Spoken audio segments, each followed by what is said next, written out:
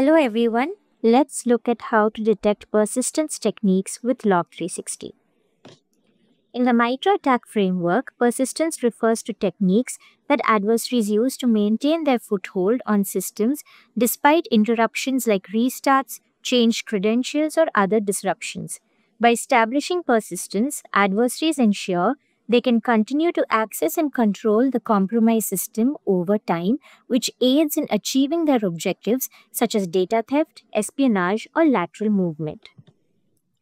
Main goals of persistence are to maintain access, to ensure the adversary can regain access to the compromised system even after disruptions like system reboots, credential changes, or software updates, to establish long-term control, to provide a way for adversaries to remain in the system for extended periods, allowing them to execute further operations over time, to facilitate other tactics, to support other tactics such as privilege escalation, lateral movement, and data exfiltration by ensuring the adversary's presence in the system is continuous and reliable, to evade detection, to implement mechanisms that can go unnoticed by standard security measures, making it harder for defenders to detect and remove the adversary's presence, for operational continuity, to allow adversaries to continue their malicious activities without interruption, even if parts of their initial access or execution techniques are discovered and neutralized. So, common persistence techniques. Adversaries use various persistence techniques to maintain access to compromised systems. They create or modify system processes and hijack execution flows to run malicious code, often intercepting legitimate processes through methods like DLL injections. They create new accounts with elevated privileges or manipulate existing ones to ensure continuous access. Event-triggered executions, such as setting up triggers during the login or system boot, and pre-OS boot techniques like using bootkits help execute code automatically. Scripts added during boot or logon initialization and modifications to server software components ensure persistent execution. Adversaries also leverage auto-start mechanisms such as registry keys and startup folders to run programs automatically during system boot or user login.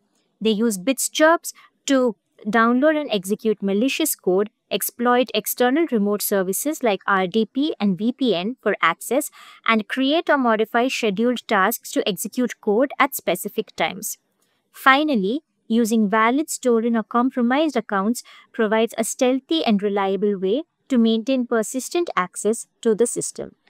Let's look at how to detect various persistence techniques with Log360. Once you log into the solution, navigate to the SIM module or the Event Log Analyzer module and select the reports category from the top menu. This opens up all predefined reports offered by Log360.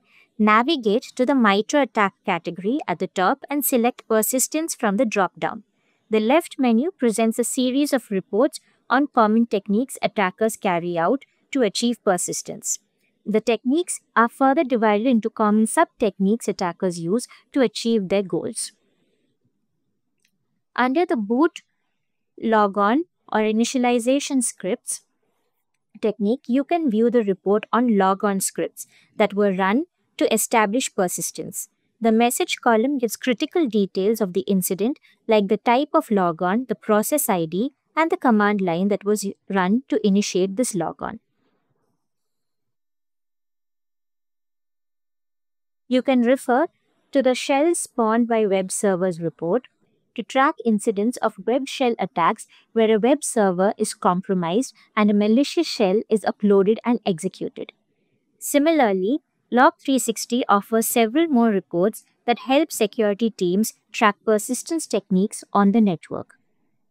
If you notice the presence of persistence techniques being carried out on the network, here are some next steps to take. Leverage Log360 SOAR capabilities to immediately isolate affected systems to prevent further spread of the attack. Disconnect them from the network if necessary. Remove the persistence mechanisms and any malicious code from the affected systems. This may involve deleting unauthorized accounts, removing scheduled tasks, and cleaning up registry entries or startup scripts. Restore affected systems from clean backups if possible. Ensure that all vulnerabilities are patched and that systems are updated to prevent reinfection. Thank you for watching this video. For further queries, you can send us an email at log360-support@manageengine.com. You can also download a free version of our solution at the link provided. At no cost and zero risk, you can try Log360 in your environment for 30 days.